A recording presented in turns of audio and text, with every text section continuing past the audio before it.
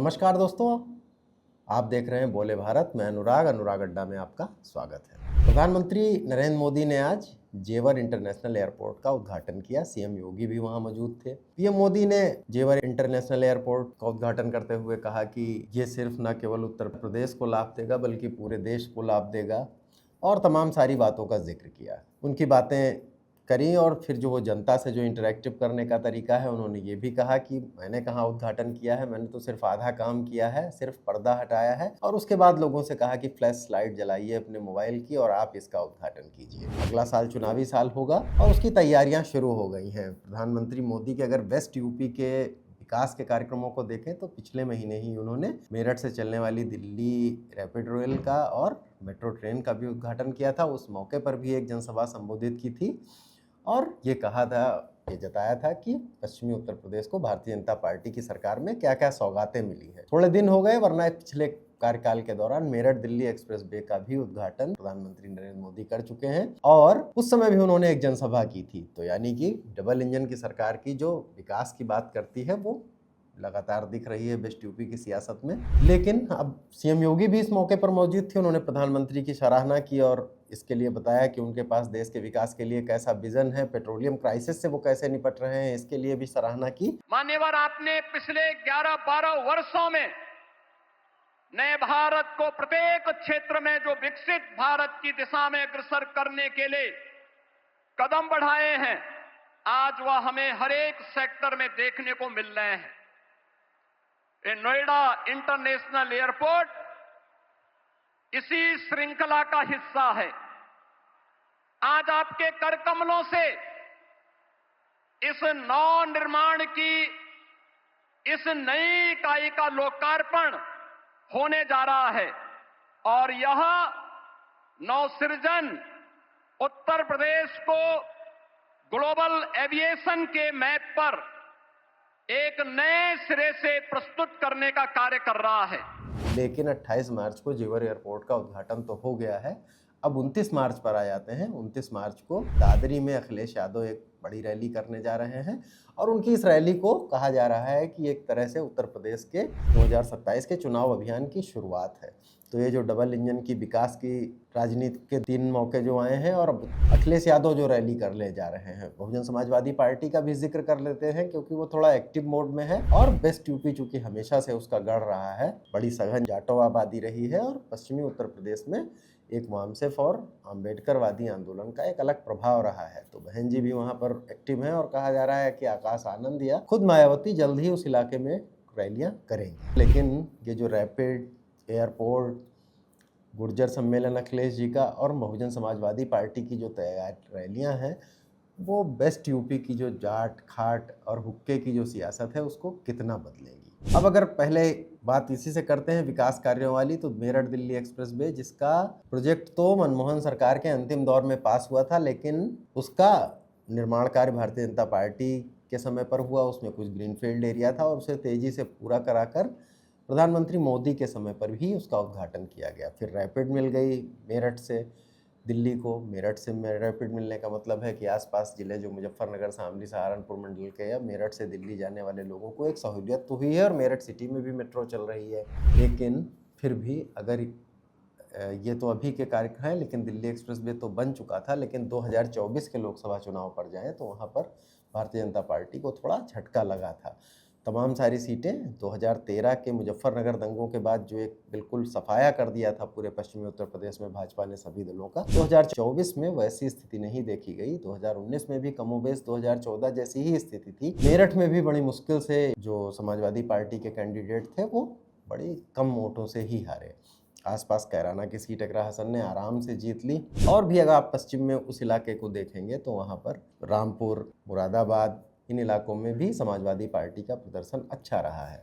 आमतौर पे होता यह है कि पश्चिमी उत्तर प्रदेश सघन मुस्लिम आबादी वाला इलाका है, तो इसमें ये मान लिया जाता है कि वहाँ पर मुस्लिम वोट जो आएंगे उससे समाजवादी पार्टी के पास बेस वोट वही है। लेकिन कई बार मुस्लिम वोट ज़्यादा होने से वहाँ जो ध्रुवीकरण की राजनीति पनपती है उससे भाजपा को जोरदार तरीके से लाभ होता है और कई लोकसभा सीटों में 30 से 40% मतदाता होने के बावजूद भी भारतीय जनता पार्टी सीटें निकाल लेती है। तो विकास की सियासत प्लस ध्रुवीकरण की सियासत जो योगी जब जेवर एयरपोर्ट के उद्घाटन के मौके पर बोल रहे थे तो उन्होंने भी अपने कहा कि अब मैं अपनी वाणी को देता हूं विराम, और फिर जय श्री राम का नारा लगाया। प्रधानमंत्री मोदी ने भी जब फ्लैश लाइट जलवाई तो उन्होंने भारत माता की जय का जो उनका पुराना तरीका है वो लगाया, और एक विकास की पिच पर और एक भावनात्मक मुद्दे पर की पिच पर दोनों पर वो एक तरीके से खेलते नजर आए। निश्चित तौर पर जो उनके भाषण को अगर आप डिकोड करेंगे तो वो चुनावी साल उत्तर प्रदेश के खास तौर से वो तैयारी जैसा लग रहा था। ये ऐसा एयरपोर्ट बन रहा है, हर 2 मिनट में एक जहाज उड़ेगा, हर 2 मिनट में एक जहाज उड़ेगा। पहले सपा वालों ने नोएडा को अपनी लूट का एटीएम बना लिया था, लेकिन आज भाजपा सरकार में वही नोएडा यूपी के विकास का सशक्त इंजन बन रहा है। अखिलेश की गुर्जर रैली भी चर्चा में है, और चर्चा में इसलिए भी है कि गुर्जरों को लेकर ये थोड़ी सी नाराजगी बीजेपी में चल रही है। स्थानीय स्तर के नेताओं से आप बात कीजिए या गुर्जर संगठनों के लोगों से बात कीजिए तो आपको पता चलता है कि फिलहाल भारतीय जनता पार्टी से वो थोड़ा नाराज़ हैं, और जो गुर्जर नेता हैं उनके पास जो राजकुमार भाटी जो टीवी पे बहुत दिखते हैं वो भी आपको रैली का जो समन्वय कर रहे हैं वही कर रहे हैं। अतुल प्रधान जो कि मेरठ के सरदना से विधायक हैं वो भी इन इलाकों में काफ़ी एक्टिव हैं, और भी तमाम पर ज़मीन पर संगठन के गुर्जर नेता जगह जगह गांव में चौपाले कर रहे हैं और लोगों को जोड़ रहे हैं। तो अखिलेश की रणनीति तो ये है, मुसलमान वोट वो मान के चल रहे हैं कि उनकी तरफ ही आएगा, गुर्जर वोटों को वो जोड़ेंगे। लेकिन इसमें किरदार तो और भी हैं। जयंत चौधरी वो कभी अखिलेश के साथ थे लेकिन इस समय भारतीय जनता पार्टी के साथ हैं। रैपिड एयरपोर्ट के उद्घाटन में उनकी भूमिका है, और जयंत के परिवार का, चौधरी अजीत सिंह के परिवार का, चूँकि वो चौधरी चरण सिंह की विरासत को लेकर आगे बढ़ते हैं, तो जो जाटों का मोह है भारतीय जनता पार्टी को इस बार इस बात से भी ज़्यादा उम्मीद है कि ये विकास की राजनीति प्लस जो भावनात्मक मुद्दों वाली ध्रुवीकरण की राजनीति आप उसको कह लीजिए, हिंदुत्व की राजनीति कह लीजिए, उसके साथ जयंत का मिल जाना उसे मजबूत बनाता है। तो इनकी ये रणनीति है। अखिलेश इसकी काट में गुर्जर रैली कर रहे हैं, लेकिन बसपा एक्टिव होगी। बसपा का तो ये गढ़ रहा है पश्चिमी उत्तर प्रदेश, लेकिन एक और किरदार है जो दलित राजनीति में भी, चंद्रशेखर आज़ाद पिछले लोकसभा चुनाव में सबको चौंकाते हुए नगीना से जीते थे, और वो भी वहाँ पर छोटी छोटी रैलियाँ कर रहे हैं और बहुत सक्रिय नज़र आ रहे हैं। तो अब ये कुल मिलाकर गणित जाएगा किस तरह। लोअर ओबीसीज जिनकी चर्चा कम होती है, हम लोग मेरठ या आसपास के इलाके को या पश्चिमी उत्तर प्रदेश के उस हिस्से को जाट लैंड के तौर पर कह देते हैं, लेकिन वहाँ पर कश्यप, पाल, सैनी जैसी बिरादरियाँ बड़ी संख्या में हैं, और ये समय समय पर इनके क्रम बदलता रहा है। कभी ये बसपा के साथ रही हैं सैनी बिरादरी, लेकिन पिछले कुछ चुनाव से ये भारतीय जनता पार्टी की मजबूत वोटर बनी रही हैं। इन पर भी समाजवादी पार्टी काम कर रही है, ऐसा उसके संगठन के पदाधिकारी कहते हैं, और ये चर्चा है कि इन बिरादरियों का भी टिकट वितरण में खासा ख्याल रखा जाएगा। तो भारतीय जनता पार्टी का समीकरण मोटा मोटा क्या हो गया, वही जो उसका एक कोर वोट है, जो समर वोट है, जो पंजाबी समाज का वोट होता है, और ये उम्मीद भाजपा को है कि जो विकास की राजनीति है प्लस जयंत के साथ होने से जाट वोट, गुर्जर वोटों पर भी वो फोकस कर रही है, लेकिन जाट वोटों पर उसका ध्यान ज़्यादा है, तो इसको मिलाकर वो पश्चिमी उत्तर प्रदेश की नैया पार कर लेगी। अखिलेश की रणनीति क्या है? अखिलेश की रणनीति फिलहाल गुर्जरों पर ही फोकस है, ऐसा नहीं है। गुर्जर समूह समाज को प्राथमिकता जरूर दे रहे हैं, लेकिन फिर भी उनमें भी ये चर्चा चल रही है कि अगर हरेन मलिक जैसा जाट नेता 2024 के लोकसभा चुनाव में संजू बालियान जैसे कद्दावर उस आदमी को हरा सकता है जो अजीत सिंह को भी चुनाव हरा सका है, तो जाटों का एक खेमा भी उनके साथ आ सकता है। इसकी संभावना इसलिए भी लगती है कि अगर एक और जाट सेंटर राकेश टिकैत और नरेश टिकैत जो कि भारतीय किसान यूनियन से हैं और एक तरह के प्रेशर ग्रुप हैं जाट राजनीति में, वो भी भारतीय जनता पार्टी की सरकार के खिलाफ बहुत खुश तो नहीं है। अभी कुछ दिनों पहले नरेश टिकैत ने तो ये भी, जब उनसे ये सवाल पूछा गया था जब अमेरिका के साथ टैरिफ डील को लेकर बातें हो रही थी और कहा जा रहा था कि इस डील से किसानों को बहुत नुकसान होगा, तो उन्होंने कह दिया था कि जयंत तो हलवाई के ततैये की तरह हैं, अब वो क्या कर सकते हैं। उसके बाद काफ़ी सरगर्मी हुई थी, जयंत ने भी इसका ट्वीट में जवाब दिया था। उन्होंने कहा था मुझे मिठाई पसंद नहीं है, और इसके तरह तरह से मतलब निकाले गए थे। लेकिन अगर मिठाई का अर्थ सत्ता से लें तो जयंत फिलहाल तो सत्ता के साथ ही हैं। लेकिन जरा पिछले विधानसभा चुनाव पे लौटते हैं। जयंत जब सपा के साथ थे तब उनके 8 विधायक जीत गए थे, लेकिन जब वो भाजपा के साथ आए तो भी उनका रेट ठीक ही ठाक रहा, बल्कि ये कह लीजिए कि उनको 2 टिकट मिले थे, एक बागपत का एक बिजनौर का, और दोनों जगह उनके सांसद जीत गए, यानी कि 100% स्ट्राइक रेट रहा उनका। तो अब जो आने वाला विधानसभा चुनाव होगा, लोकसभा चुनाव से थोड़ा इसका गणित अलग भी होता है। इसमें रैपिड रेल, मेट्रो ट्रेन के जो डबल इंजन सरकार की विकास की बात कर रहे हैं, Yogi ji law and order की बात करते हैं, वेस्ट यूपी में थोड़ा सा क्राइम भी प्रभावी रहता है, उसको लेकर प्लस अखिलेश जो गुर्जरों की नाराज़गी है, प्लस जो अति पिछड़े वोटों में जो पीडीए के तहत सेंध लगाने का उनका जो तरीका है वो कितना कामयाब होगा, ये देखने वाली बात होगी। अखिलेश वहाँ पर कोशिश ये कर रहे हैं कि बहुजन समाजवादी पार्टी के जो पुराने कैडर के लोग हुआ करते थे उनको लाया जाए, ज़मीन पर थोड़ा सा दिखे और उसे वोटों में वैसे ही ट्रांसलेट कर लिया जाए जैसे पिछली बार संविधान का नैरेटिव जब पूरे लोकसभा चुनाव में चल गया तो दलित वोटों का भी एक खेमा बड़ी संख्या में समाजवादी पार्टी और कांग्रेस के गठबंधन के साथ चला गया। चंद्रशेखर आज़ाद, इनको भी आप बहुत हल्के में नहीं ले सकते हैं, क्योंकि नगीना में इस तरह की जिस तरह से उन्होंने चुनाव जीता बड़े अंतर से, हालांकि वो बड़ी दलित आबादी वाली सीट है, लेकिन वो जिस अंतर से जिस तरीके से जीते उसमें उनको मुस्लिम समुदाय ने भी बड़ा वोट दिया था।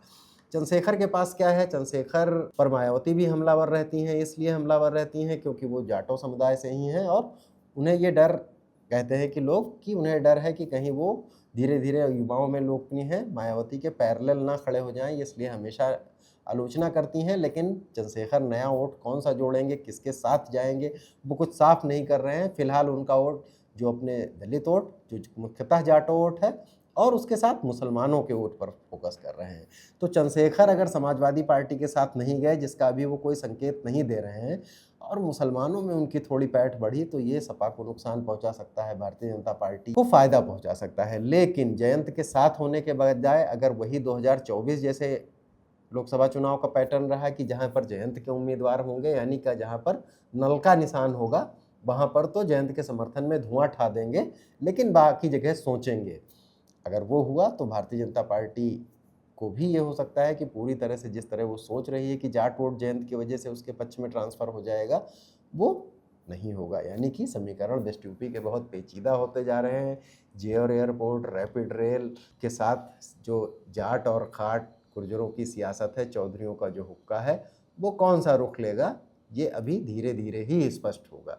लेकिन फिलहाल लगातार 2 महीनों में 2 बड़े कार्यक्रम करके भारतीय जनता पार्टी इसमें थोड़ा अहेड है। अखिलेश भी 29 को, चूँकि वो विपक्ष में है, तो रैली कर रहे हैं, उन्होंने भी उसे फॉलो करना तो शुरू कर दिया है। बहुजन समाजवादी पार्टी क्या करती है ये भी देखने वाली बात होगी। चंद्रशेखर इसमें एक अलग फैक्टर हैं और वो सभी को अलग अलग तरीके से प्रभावित करेंगे। आने वाले दिनों में ये तस्वीर कुछ और साफ होगी, तब पता चलेगा कि वेस्ट यूपी की राजनीतिक मिजाज किस तरफ जा रहा है। भारतीय जनता पार्टी की जो उड़ान वाली, एयरपोर्ट की उड़ान वाली राजनीति पकड़ेगी, या अखिलेश का जो गुर्जर सम्मेलन और जातीय चेतना वाला रवैया है वो पकड़ेगा, या दलित एक बार फिर बहन जी के लिए एकजुट होंगे, या फिर चंद्रशेखर को भी कुछ लोग पसंद करेंगे। तो इन पेचीदा समीकरणों कैसे बदलेंगे, इसको लेकर हम फिर किसी एपिसोड में चर्चा करेंगे। तो अनुराग अड्डा में आज इतना ही, फिर किसी नए एपिसोड के साथ हाजिर होंगे। तब तक के लिए इजाज़त दीजिए। धन्यवाद, नमस्कार।